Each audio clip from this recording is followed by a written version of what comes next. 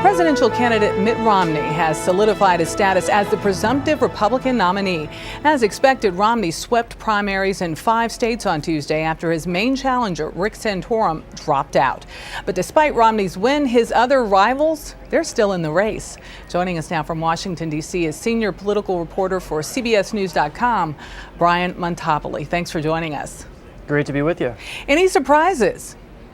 Well, I think the biggest surprise, honestly, was Newt Gingrich deciding to stay in the race. His campaign is deeply in debt. He has not won a state since South Carolina, and the consensus is that Mitt Romney is the presumptive nominee. Gingrich says he's going to stay in this race in order to continue furthering his conservative beliefs, but I think most folks in Washington right now are scratching their heads and wondering why he doesn't simply, accept reality. Well, Mitt Romney delivered a speech last night in New Hampshire titled, "A Better America Begins Today." Is it any surprise he chose New Hampshire to give the address? Well, that's where he started his campaign, and certainly it's a state that he has his eye on. He's from nearby Massachusetts. He has a summer home in New Hampshire, and it's a state he badly wants to win. For Mitt Romney, I think last night was about pivoting to the general election, saying this thing really is over at this point, and my focus now is completely on Barack Obama. So what should we expect in terms of a shift in his message?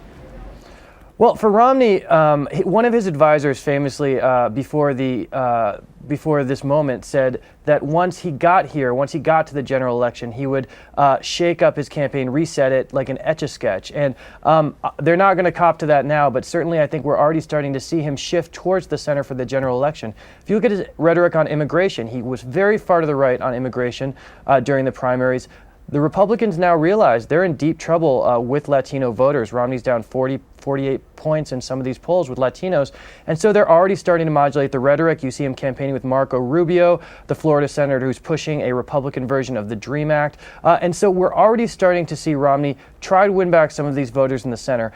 You can say, well, perhaps that will alienate the conservative base. I think the Romney camp has concluded, look, they're angry enough at Barack Obama that we've got them. What we need to worry about now are these swing voters and these folks that we might have turned off during the primary. Many top Republican politicians have been campaigning with Romney in recent days, including Marco Rubio, Paul Ryan, leading that speculation about a possible VP candidate. When do you think he's going to make a selection?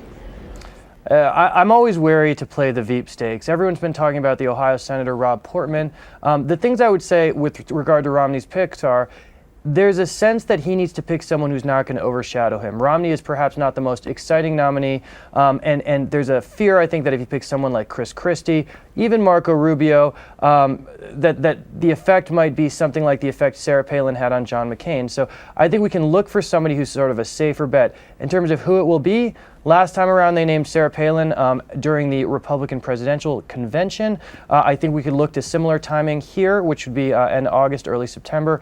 But it's really hard to say, and it's also hard to predict who's going to tap. And the Palin was certainly out of left field. It was. And those picks are out there, though I think it's fair to say that Romney is unlikely to take someone who could be compared to Palin, somebody who was seen as ultimately hurting the ticket. Romney's going to want probably a safe pick, at least that's a consensus in Washington. But, we've seen Dan Quayle, we saw Dick Cheney, who was a surprise pick, we saw Palin, so it's always hard to guess what's going to happen in these vice presidential picks. Brian Montopoli, senior political reporter for CBSNews.com, we thank you. Thanks for having me.